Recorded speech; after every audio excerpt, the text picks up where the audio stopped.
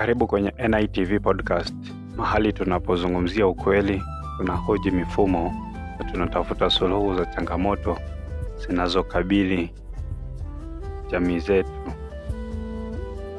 Katika kipindi cha leo tunazungumzia swala nyeti sana linalogusia vijana wengi nchini Kenya,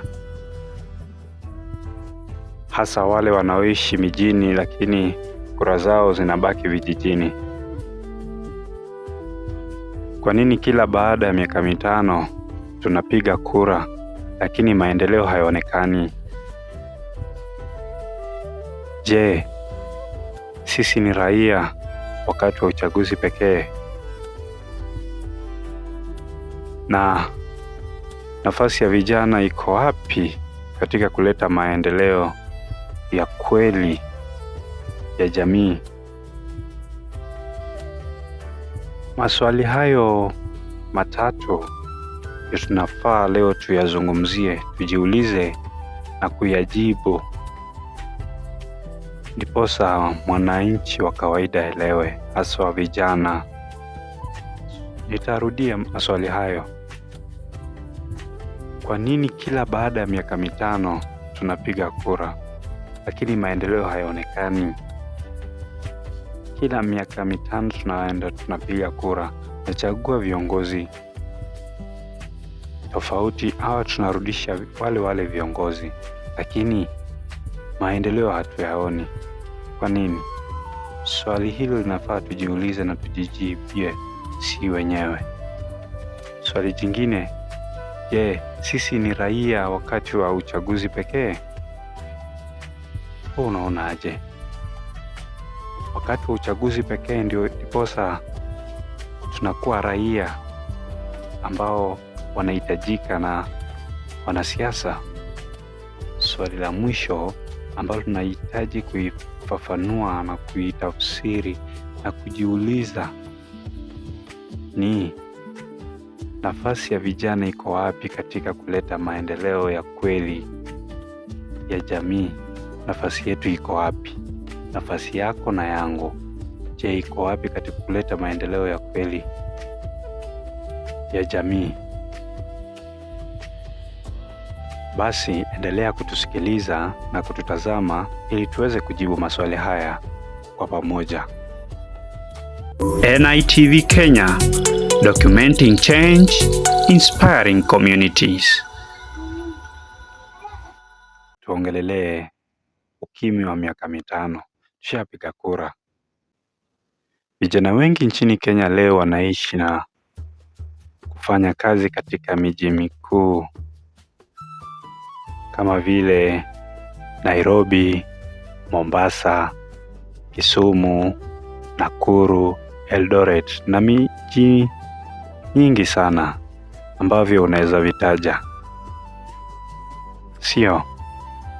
Miji hii wavutia vijana kwa matumaini sana. Matumaini yenyewe ni ya maisha bora, kupata ajira, elimu, mitandao na fursa za kiuchumi.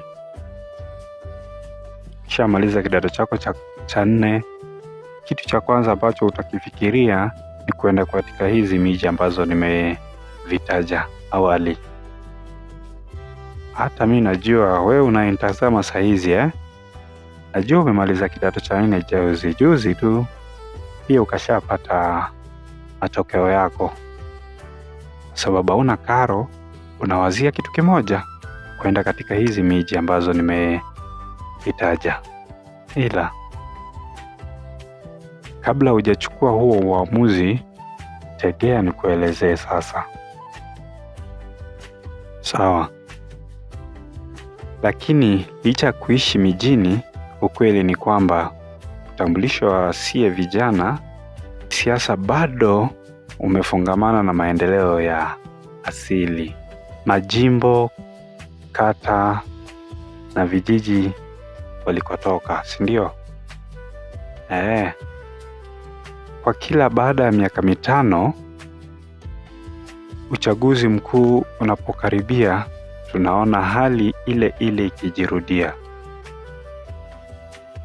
miaka mitano tumeenda tukapiga kura. Katikati ya hizo miaka mitano hatuoni mabadiliko yoyote. Miaka mitano inapoisha hatuoni chochote ambacho kimeibadilika. Tunaona hali inabaki ile ile ikijirudia, si ndio? Vijana usafiri kwa wingi kurudi nyumbani. 2027 ndio hiyo tu, utaona tunarudi nyumbani, tunapark, mabasi hujaa, nauli upanda, vijiji hujaa, shamra za kampeni hizo. Wakati huo sasa ndio kila mtu anagutuka kwenye usingizi, kila mtu anapagawa, haelewi atafanya nini. Wanasiasa wenyewe hao huja na ahadi nyingi. Barabara zitajengwa, ajira zitapatikana kwa vijana, hospitali zitaboreshwa, vijana watakuwa empowered, yani watawezeshwa, being empowered. Maji yataletwa, kila boma itafutiwa maji ya mifereji, basari zitatolewa kwa usawa. Ahadi hiyo mmepewa, vijana upiga kura, uchaguzi unaisha. Ndio, ushapiga kura, uchaguzi umeisha, vijana urudi mijini. Obvious, ushapiga kura, tumerudi mijini, mambo imekuwa kawaida, tumerudi to square one. Na hali hii hujirudia kila baada ya miaka mitano, na hapo ndipo tatizo kuu linaanza. So tuangalie ukimya huyo. Baada ya uchaguzi, viongozi wengi hutoweka kwenye maisha ya wananchi, si ndio? Mwisho wako kuona MP wako ni lini? Mwisho wako kuona women rep wenyu ni lini? MCA wenyu ni lini? Kwa sababu viongozi hao wametoweka kwenye maisha yetu. Miradi iliyozinduliwa haikamilishwi. Maendeleo yanakwama, vijana wanaendelea kukosa ajira. Sasa vijana wanabaki vile vile walivyo. Kisha mwingine hivyo. Sasa imekuwa ni tamaduni yetu sasa. Miaka mitano inapita, si ndio? Changamoto zile bado zipo. Mifano ya changamoto hivyo ni kama barabara mbovu, ukosefu wa maji safi, huduma duni za afya, ukosefu wa ajira. Kumbuke mambo hayo tuliahidiwa kabla ya uchaguzi. Tushachagua our area MP, tushamchagua our MCA, tushamchagua our women rep, tushamchagua our governor, tushamchagua. Walituahidi hayo mambo yote, ukumbuke hivyo. Vijana kuendelea kimbilia mijini wakati hauna karo ya shule au pesa ya kuendeleza masomo yako. Kinachokuja akilini mwako unajua tu kule mjini mtapata ajira, so moja kwa moja hadi mjini, bila kujua kila kitu unayoambiwa ni scam. Hapo ndipo swali muhimu linaibuka. Swali hili sasa, je, sisi ni raia tu wakati wa kupiga kura? Umaijiuliza swali hilo kama raia, mwananchi wa kawaida? Have you ever asked such a question? Mbona si kama raia wakati watu wa kupiga kura ndio we are very important to our leaders. So if you haven't asked yourself such a question, so today ask yourself, call yourself a meeting, then you ask yourself such a question. Wacha tuingie katika mada ndogo hili, kitendawili cha vijana na kura. the paradox of our votes as youths. Vijana ndio kundi kubwa zaidi la wapiga kura nchini Kenya. Mwaijua, we youths are the majority of voters in this country. Lakini pia ndio wenye sauti ndogo zaidi baada ya uchaguzi. Wakati wa uchaguzi, huambiliki chochote. Sababu unajua kiongozi fulani amekuteka, amekupea hela, lakini wacha hii uchaguzi ishe. You become voiceless. We youths become voiceless. Mara nyingi kura za vijana huongozwa na, remember this, the moment tunapiga kura, we don't vote based on tomorrow. Tunapiga kura kulingana na mambo haya manne ambayo naenda kuyataja. Ya kwanza, ukabila. We vote based on tribalism. Ukabila. Uaminifu wa vyama. Tunaamini chama hiki sana, tunasahau ya kwamba we have the future. So leader yote mwenye anatokeza based on that political party, we vote because of tunaamini vyama sana. Sababu ya tatu ni zawadi ndogo ndogo, handouts. Tunapewa pesa, tunauza kura, tunauzia yule mtu mwenye hana msingi wowote, mwenye hana future na our generations, hana future na community, hana future with our tomorrow.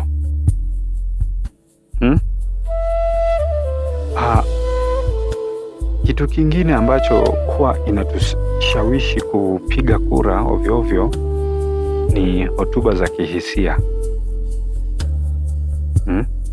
A certain leader alikosana na kiongozi mwenzake, so yeye anakuja kupitia huo hotuba wa hisia. So tunajawa na huruma na tunapiga kura kwa sababu ya huo huruma. Hatupigi kura kulingana na mambo haya maana ambayo naenda kuyataja. Tuyazingatie mambo haya manne tukitaka kuwa na a better tomorrow. Rekodi ya utendaji. Let's consider this. Rekodi ya utendaji, mipango halisi ya maendeleo. Kiongozi huyu ana mpango upi kwetu vijana? Kiongozi huyu ana mpango upi mzuri kwa jamii? Kiongozi huyu atatufanyia nini? Hayo ndiyo maneno tunahitaji kuyatilia maanani kabla ya uchaguzi. Wajibikaji. Kiongozi huyu ambaye tunataka kumchagua ana uwajibikaji upi katika utendakazi wake? Ana uwajibikaji upi katika pesa zetu kama walipa ushuru? Jambo hili tunafaa kulifikiria zaidi kabla ya kupiga kura. Sisi kama vijana tusibebwe tu hivi tu. Uadilifu, the integrity. What the integrity state of this leader ni gani? Ni msee tu wa corruption? Ni jamaa tu mwenye atakuja kuvuja fedha zetu, tutamweka hapo? That's what Kenyans do. We are best in that. But to elect a clean leader with a vision, with a better planning, with a better agenda, with a better transformative agenda, we can't. Tunatakanga tu ule mjamaa mwenye ako na integrity issue, ana uadilifu wote. So we have to consider these four.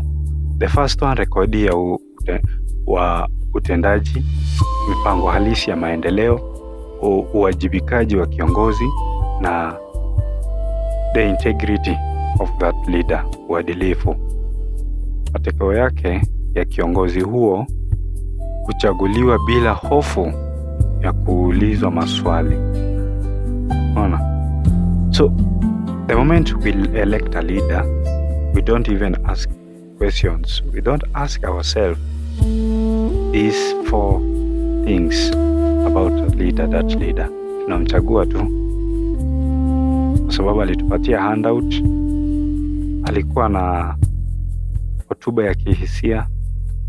Ona, so vitu kama hizo.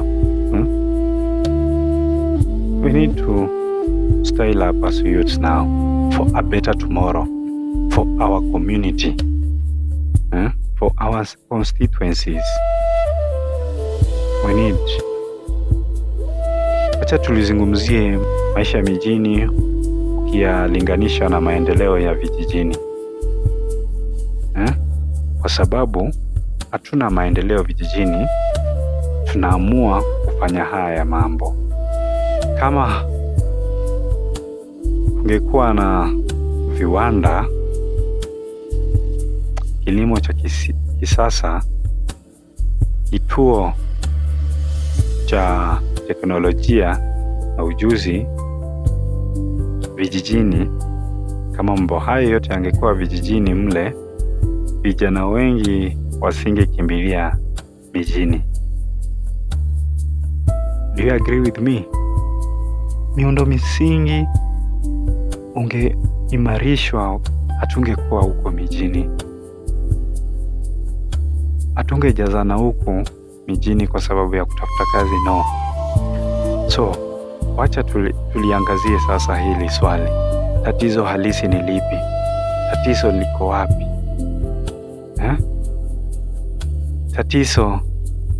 Tatizo si kupiga kura. Tatizo ni kunyamaza baada ya kupiga kura. Yes, we youths we vote and every citizen votes. Ndio. That's not the problem. Problem is not voting. Problem ni kunyamaza baada ya kupiga kura.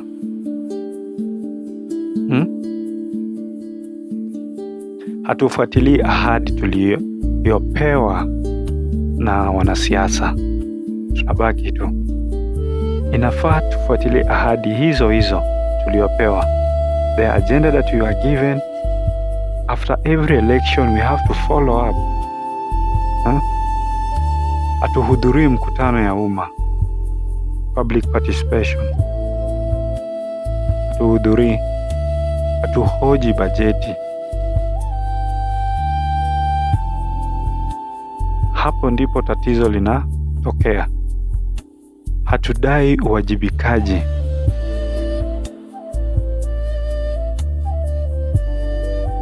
Tumeelect kiongozi, your area MP, tumemwelect, tushamaliza election, mwaka wa kwanza, mwaka wa pili, mwaka wa tatu. Mna yote aliyetokelezea na kudai wajibikaji. Inafaa sisi kama vijana, sisi kama wananchi la taifa tukufu la Kenya, we need to style up for a better tomorrow, for a better generation. We need to style up. Na hii huwapa viongozi miaka 5 ya uhuru bila pressure. Swali jingine ndio hapa. Suluhisho ni lipi?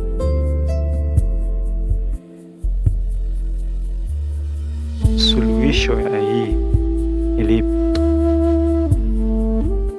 Ili kuwe na maendeleo ya kweli, tuyafanye mambo haya. Tukitaka suluhisho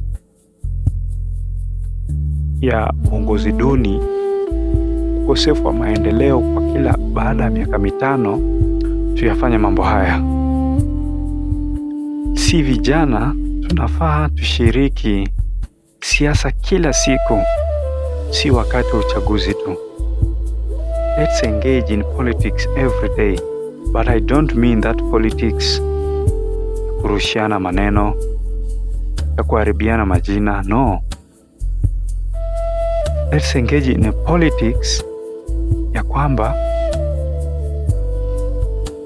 ya kudai haki yetu, kudai uwajibikaji wa viongozi, tudai uwajibikaji kupitia mitandao ya kijamii. Let's use social media. Let's criticize. Let's call for the leaders who are not performing. Underperforming leaders should be rejected. Ndio. Sisi sote tushiriki mikutano ya bajeti. Tushiriki mikutano ya bajeti kwa kila baada ya mwaka. Si bajeti husomwa kila baada ya mwaka? Kabla bajeti hiyo haijapitizwa, lazima sisi tushiriki na tutoe maoni yetu na tupinge mahali ambapo panafaa. Kama ni maendeleo ameleta, lazima tuunge mkono. As much as we criticize for failure, we have also to appreciate kazi nzuri ambayo ametufanyia kama jamii. Ndio. Tuchague viongozi kwa utendaji. Tukifuata mambo haya matano, basi hatutakuwa tunalia after every 5 years. Hatutakuwa tunalia. Maendeleo si hisani. Maendeleo ni haki. Ni haki yako, ni haki yangu, ni haki ya kila mmoja wetu kama mpiga kura kupata maendeleo. Either ulimpigia au kumpigia, ni haki yako kama Kenya kupata maendeleo. Kama kila baada ya miaka 5 tunarudi nyumbani kupiga kura tu bila kufuata maendeleo, basi tunafanya desturi, si demokrasia. Kenya itabadilika pale ambapo vijana wataamua kuwa raia hai kila siku, si wapiga kura wa msimu. Kabla sijahitimisha mjadala huu, nina swali ambalo nalihitaji sana tuyazungumzia, tulipitie kwenye comment section. Na swali lenyewe ni hivi: je, maendeleo vijijini yanaweza kupunguza ukosefu wa ajira mijini? Tuseme sasa hizi mbunge wako ameweka maendeleo, ameleta kila kitu ambayo ulikuwa unahitaji, ameifanya kule kijijini. Utakuwa na hisia ya kukuja mijini? Give us your feedback. Tell us yes, then support your yes. No, support your no. Asante sana kusikiliza NITV podcast. Kumbuka, maendeleo huanza na sisi, sio kila baada ya miaka 5, bali kila siku. Usisahau kushare, kutoa maoni na kujiunga na mjadala. Mpaka wakati mwingine, langu jina ni Gilbert. Kumbuka, hii ni NITV Kenya, sauti ya jamii. Hadi siku nyingine tutakapokutana. Bye bye. NITV Kenya, documenting change, inspiring communities.